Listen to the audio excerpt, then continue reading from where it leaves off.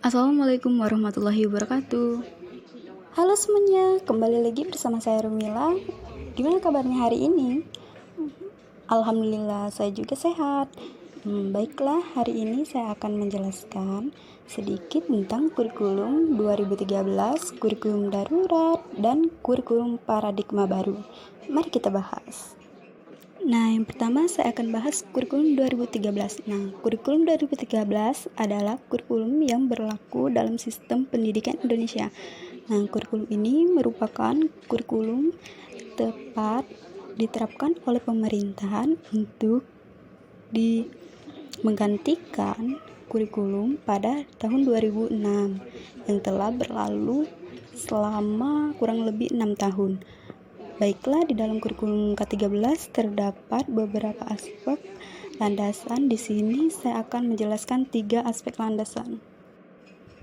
Nah, 3 landasan tadi, yang pertama filosofis, yaitu merupakan pertimbangan atau alasan yang menggambarkan bahwa peraturan yang dibentuk mempertimbangkan pandangan hidup, kesadaran, dan cinta.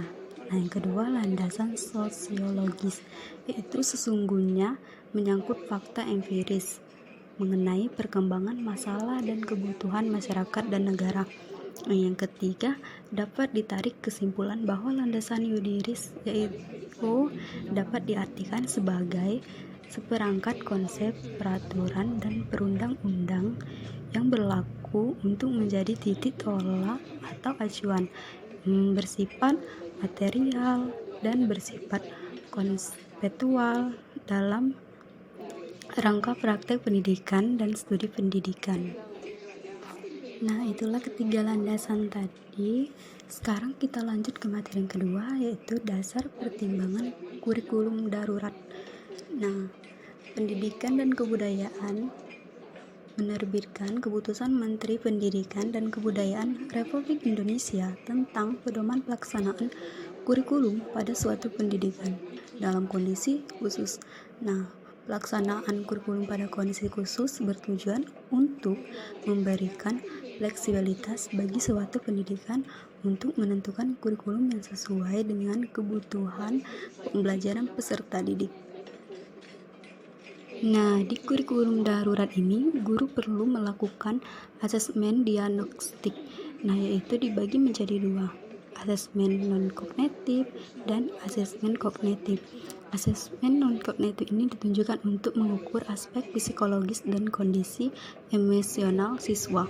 Nah, asesmen kognitif ini ditunjukkan untuk menguji kemampuan siswa. Kurikulum di masa COVID ini diharapkan kerjasama semua pihak. Orang tua diharapkan dapat aktif beraktivitas dalam kegiatan proses pembelajaran mengajar di rumah.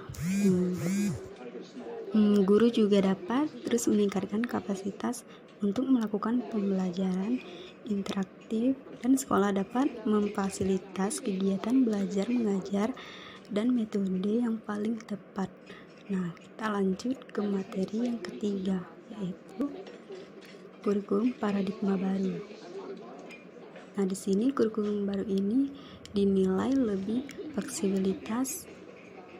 Kurikulum baru ini dinilai lebih fleksibel, dan kurikulum tahun 2022 ini akan lebih berfokus pada materi yang esensial dan tidak terlalu padat materinya.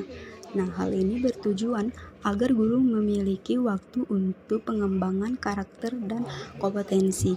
Nah, kurikulum paradigma baru ini sebagai penyempurnaan dari kurikulum tingkat satuan pendidikan itu 2013. Ini akan berlangsungkan secara terbatas dan bertahap melalui program sekolah penggerakan, dan pada akhirnya akan diterapkan pada setiap satuan pendidikan yang ada di Indonesia. Nah, di dalam kurikulum paradigma baru ini, ketahuilah ada 7 hal baru. Yang pertama, struktur kurikulum.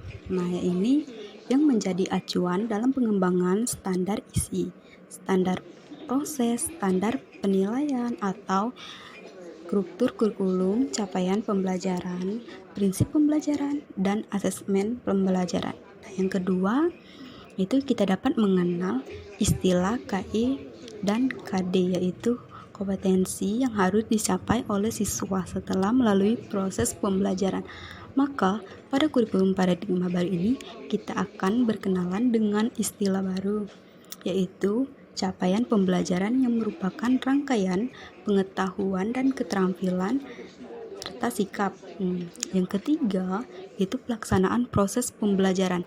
Dengan kata lain, sekolah dapat menyelenggarakan pembelajaran berbasis mata pelajaran. Nah, hal yang keempat, kurikulum paradigma baru tidak menetapkan jumlah jam pelajaran per minggu seperti selama ini berlaku pada kurikulum tingkat satuan pendidikan 2013. Nah, hal yang kelima, sekolah diberikan kelulusan untuk menerapkan model pembelajaran kolaboratif yang berupa asesmen dan sumatif, dalam bentuk proyek atau penilaian berbasis proyek. Hal yang keenam yaitu untuk mata pelajaran teknologi informasi dan komunikasi yaitu atau TIK digantikan dengan informatika dan akan dijadikan dari jenjang SMP.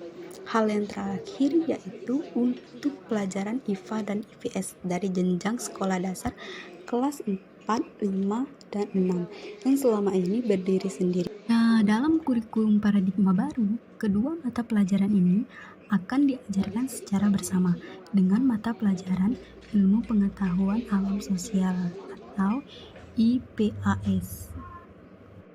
Nah, jadi itulah hal-hal baru dari kurikulum paradigma baru. Oh iya, materi yang saya sampaikan hari ini semoga bermanfaat untuk kita semua. Sampai ketemu di minggu depan. Wassalamualaikum warahmatullahi wabarakatuh.